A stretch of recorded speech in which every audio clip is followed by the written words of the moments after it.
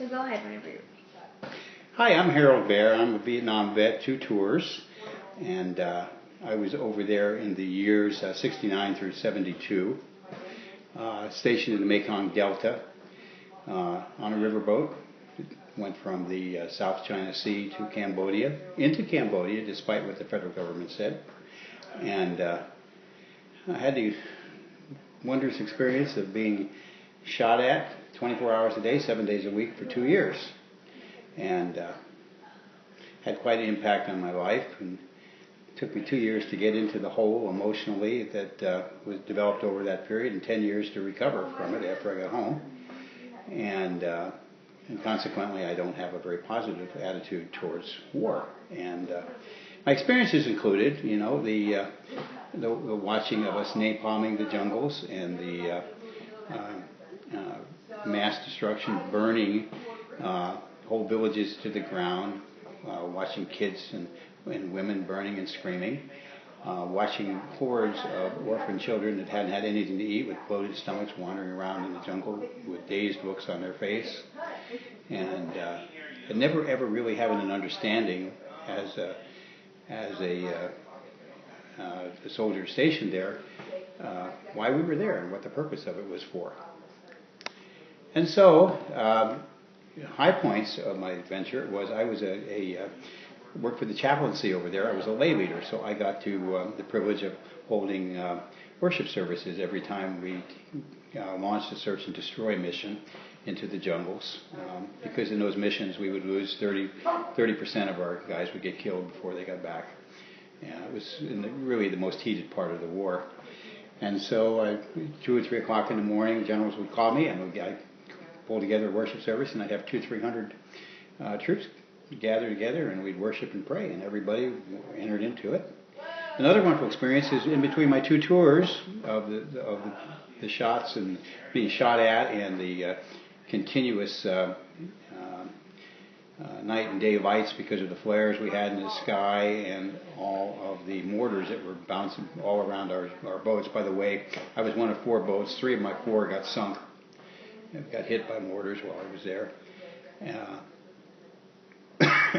In between tours and assignments over there, they lost my orders, and they said just hang around Saigon. So I hitchhiked up to Saigon, and make a long story short, I got to teach in a government workers' school for a month, teaching science and math, high school science and math, to Vietnamese students, and of which they spoke 5 languages fluently, so all of our classes were in English, and I developed really long-term pen pals with those students and just loved the socks off of them, and that was the high point. And then I went back into, you know, the hell of battle, and so you know, the impact it had on myself and most of my peers was to cause us to freeze up to building friendships for fear that the person we made friends with would be dead tomorrow.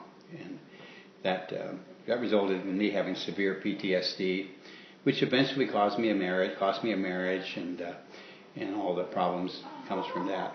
Because when I came back from war, I was a basket case psychologically, and took years and years of psychology and help to restore herself. So consequently, you know, I spend most of my time now working for Veterans for Peace. It's a national organization.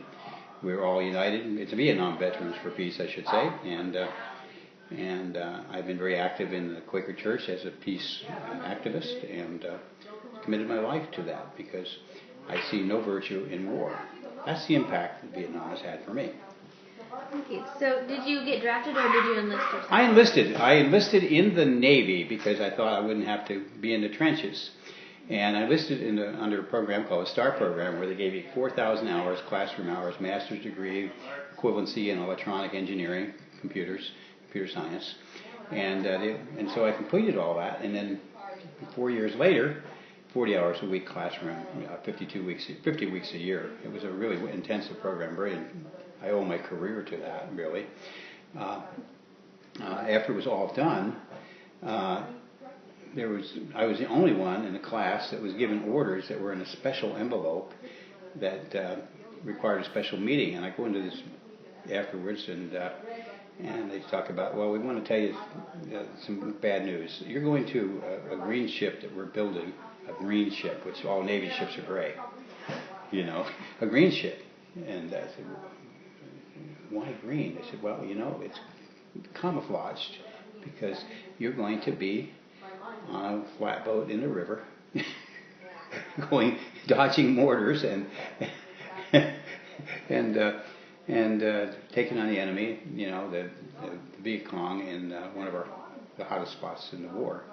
I was mostly centered around an area called Mito, which is, if you look on the map, you'll see that's way down south in the jungle. It was really jungle land is what it was. We had alligators, we had boa constrictors that would in our water intakes would clog up the water coming into the ship, and the river was so small in places that the tree branches would come across and break off the electronic antennas and stuff we had, and snipers were shooting at us all the time, and needless to say, I peed my pants many times under fire. I was no hero. So what did you expect going into that specific task versus what actually happened? I really had no idea, except I had the sense of excitement. I thought, Navy can't be that bad. Little did I know, it was worse than my worst imaginations. And the air had a stink of sulfur and diesel fuel all the time, heavily polluted because we were bombing everything all the time, and all these shells were going off, and the mortars were blowing up all around us from the enemy. This was a 24-hour, 7-day-a-week thing. We were under fire. Big pile over there, and big pile over there, and then we had Viet Cong. The most dangerous thing was Viet Cong the so-called enemy, would go underwater and attach bombs to the bottoms of our ships, and that's where how we lost 3 of our 4 in our group. And so our job, and one of the jobs I had, which I never dreamed this would ever happen, was to be on grenade duty. And what we'd have to do is walk around the ship continuously and drop grenades in the water in order to injure or kill the Viet Cong. I think they called them sappers, the ones who actually swam underwater. We tried to get them underwater to kind of build a safety perimeter around the ship.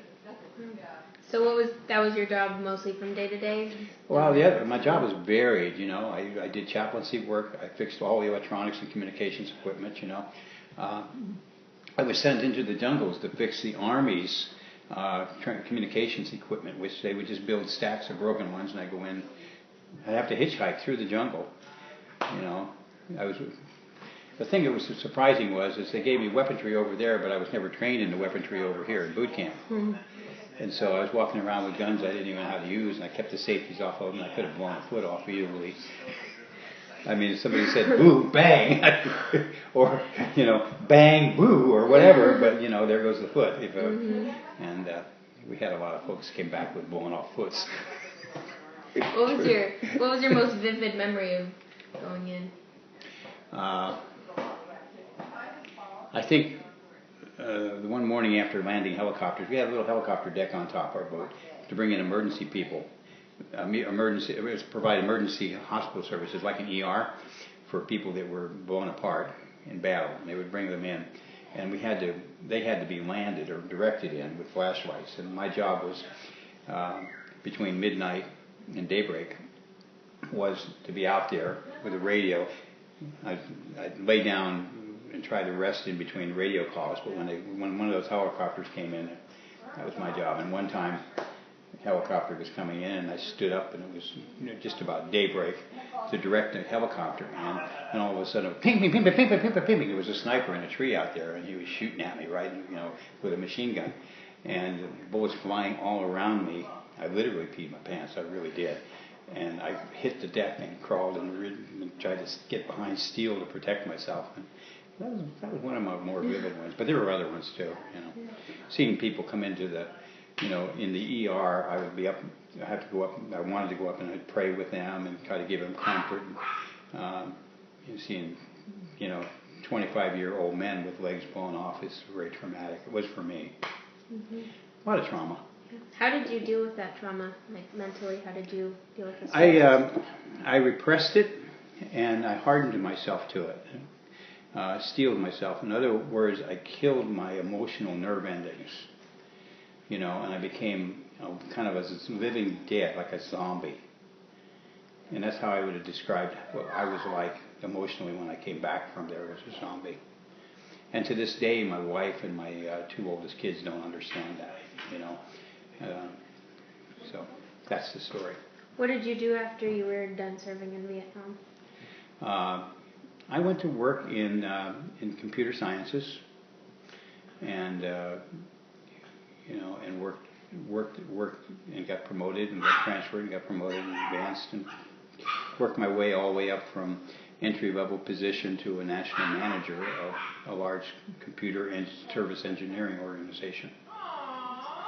Did you make any sort of relationships with people there that you have kept contact with?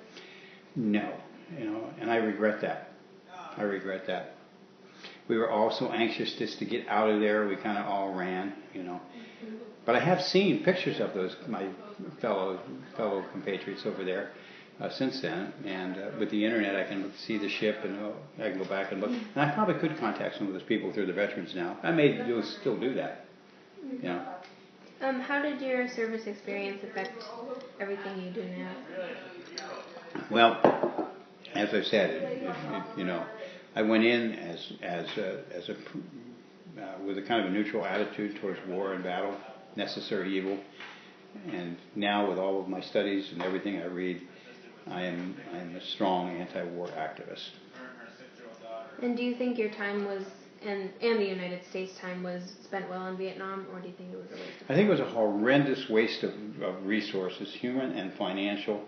It created massive reservoirs of hatred from Asia towards us.